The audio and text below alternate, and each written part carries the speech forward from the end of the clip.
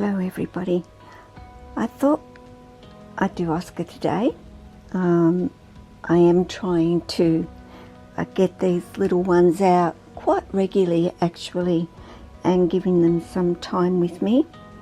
As you know, how important I think that is for our younger snakes to certainly get to know us and who we are. But my subject really today I wanted to talk about is what people fear the most when it comes to snakes, and understandably so. I can understand people fearing them. We're not talking about, of course, there's a great reason to have a fear of venomous snakes,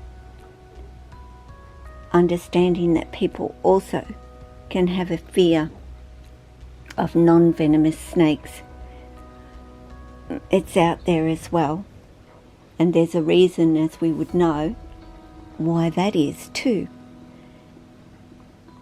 And I think it really ultimately comes down to the bite.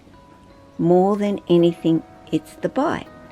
Though some people find slithering little worms like this boy is frightening. Not even the fact that he could bite, and even though we as people who have got snakes would look at this little guy and go to themselves, "You're afraid of this little one biting you?" Well, yes, a lot of people would be as equally afraid of a little one like this biting them as a big one. Of course, if I had a choice, I would much rather Oscar bite me than one of my bigger guys. But Oscar really has no intention of actually biting me. I've got him on the white paper towel, guys, because I thought you would get a much better picture of him and his colours and pattern and everything than you do on the blue. But yeah, I find that most people are more afraid of the fact that they will actually and could actually bite you. And why I feel, in a way, showing people in my videos that they really don't have any intent on biting you. Now, when I went in to get Oscar out, he kind of arced up at me initially, but as soon as he realised that I guess it was me, and that I've done this quite a few times with him, he didn't strike out. I wasn't a meal for him either. So, they do get very used to the person, I would say, and they do get used to the fact that humans mean them no harm.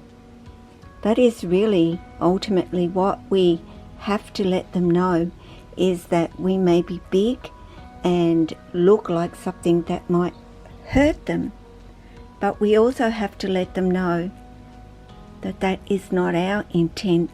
And if we don't have that intent, then they have no reason to want to turn around and harm us. And really, the only way that they can is to bite us. So, as I said, some people just don't like the fact that they're wiggly, squirmy, little things, and maybe prefer a bigger snake that isn't as wiggly and as active and squirmy as these little ones. But fearing them is ultimately why I do my videos, is to show people a totally different side to them, that they can be a friend, that they can be gentle, calm, easygoing. And I would personally, I say to people, I would never ever hand them a snake that I thought would bite them, because that would be so silly of me to actually do to somebody that has a fear of any snake. And it's explaining, I think, to understanding why they may bite you. Their reasons for biting you. You know, they're not going to come chase you down. They're not going to seek you out, because their intent is, I have to go find that person and I have to actually bite them. I mean, if anything, they're going to be the opposite, and they're going to be hiding and staying as far away from you as they possibly can, if they were fearful in any way of us. And I certainly, you know, I could say to you ultimately that the only snake that I do have that I consider to be a little bit that way still is, of course, Tessa. And just the other day, I went in and I disturbed her big time. She was down on the floor and she had made a mess, and I really wanted to clean up. And she did not want to move. So I finally did get her to decide to move, but she decided, no, I'm not going to, and I don't want to move. And she turned around and she took a swing at me. She missed me, of course, but you know, knowing what her striking distance is, I knew I wasn't really in the way of her actually connecting.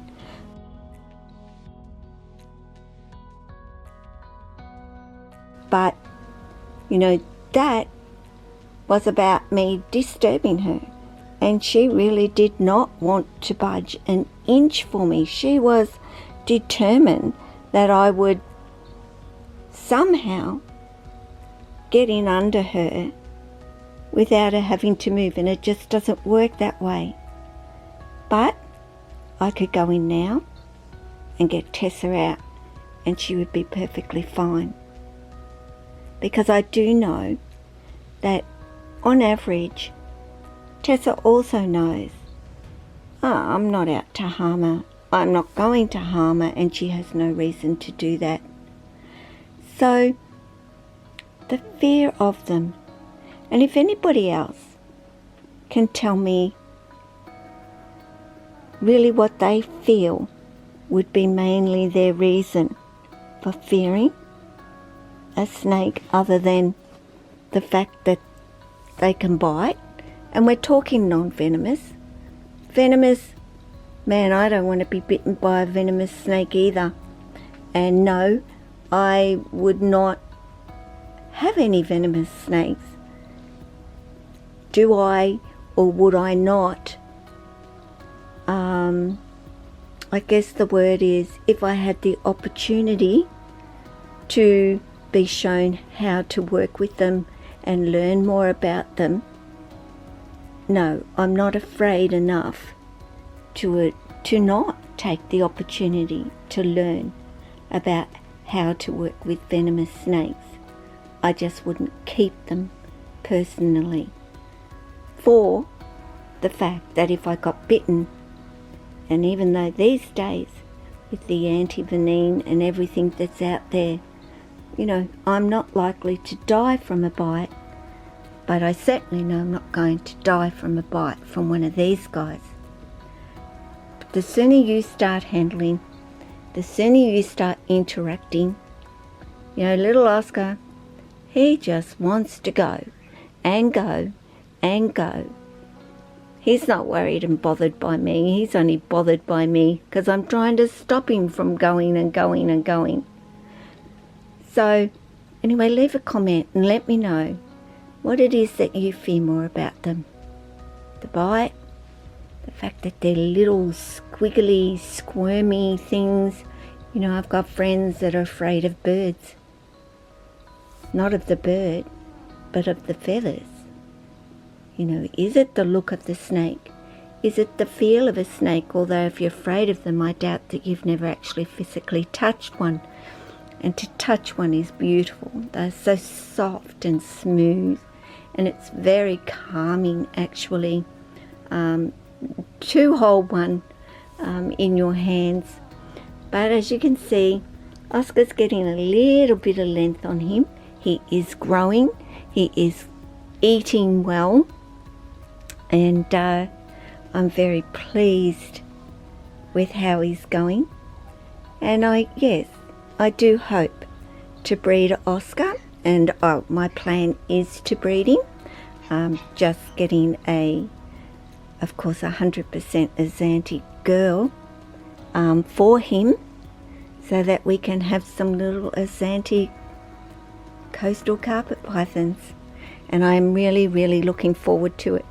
And I guess I'm really looking forward to it because I've got the boy, and that's going to make it so much easier, of course, having Oscar breed. So guys, here's Oscar. There's Oscar. Hope you enjoyed being able to see him. I love getting him out, having time with him. And no, I don't fear him at all. Even when he goes into that little S position when I go in to get him out, I'm still kind of putting my hand over him to actually do that, which can be a little bit scary for him. Though he's, not a baby, he's still very young. So guys, you take care of yourself, your family, your friends, your snakes, and all your animals. Ciao.